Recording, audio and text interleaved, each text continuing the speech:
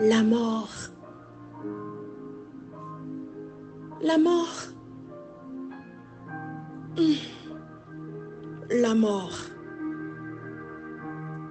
Mais qu'en est-il de la mort? Le jour de notre mort est-il prédéterminé? Écoutez bien. Mon ami m'a dit, lorsque tu nais, le jour de ta mort est écrit dans le livre. Qu'est-ce que cela veut dire? Le jour de notre mort est-il prédéterminé? Plusieurs textes de la Bible évoquent le fait qu'il y a un temps pour mourir et que nos jours sont comptés. Le livre de Job dit, les jours de l'homme sont fixés. Tu as compté ces mois.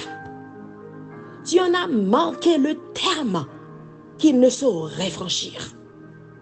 Job 14, verset 5. Somme 139, verset 16.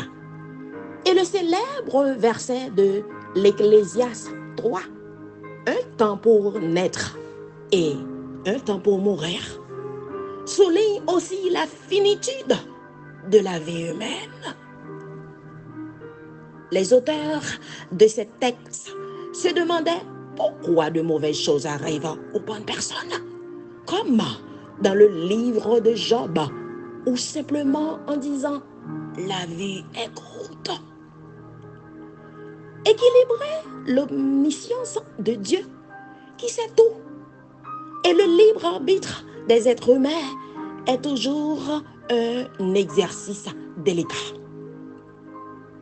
Lorsque nous disons que le jour de notre mort est écrit dans le livre, cela semble logique lorsque nous nous basons sur le fait que Dieu sait tout.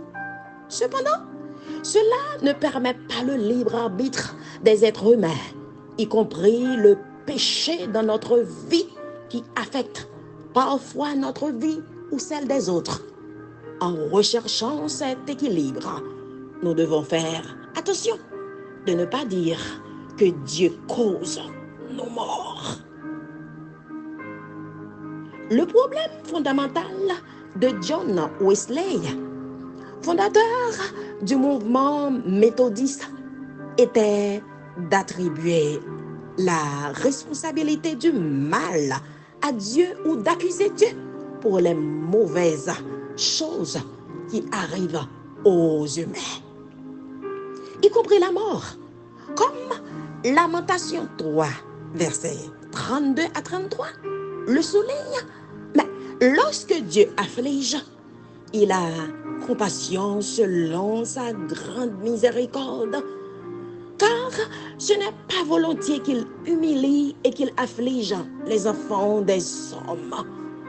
La Bible nous dit que la mort est un ennemi. 1 Corinthiens 15, verset 26. Et qu'elle sera vaincue à la fin. Apocalypse 21, verset 4. Jésus lui-même a pleuré la mort de son ami Lazare avant de le ressusciter. Jean 11, versets 38 à 44. Dans un autre récit, Jésus a ressuscité une petite fille. Luc 8, versets 49 à 56. Il n'a pas accepté la mort. Il l'a combattue pendant son ministère. Et sa résurrection marque les prémices des temps à venir lorsque la mort ne sera plus.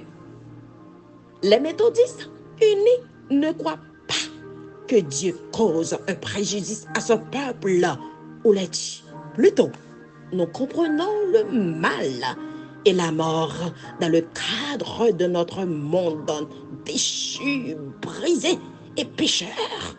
Même si nous désirons ardemment voir le jour où la mort ne sera plus, nous reconnaissons l'amour et la présence inconditionnelle de Dieu avec nous dans les périodes de souffrance, de douleur et même de la mort.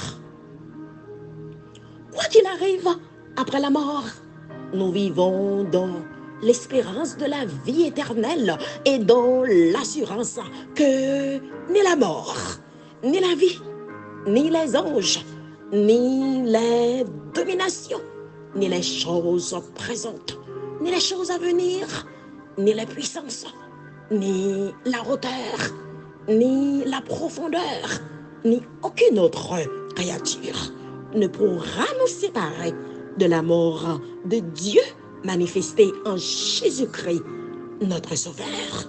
Romains 8, versets 38 à 39. Parole du Seigneur. C'était tout simplement une toute petite réflexion sur la mort avec la sœur Rachel Messesi.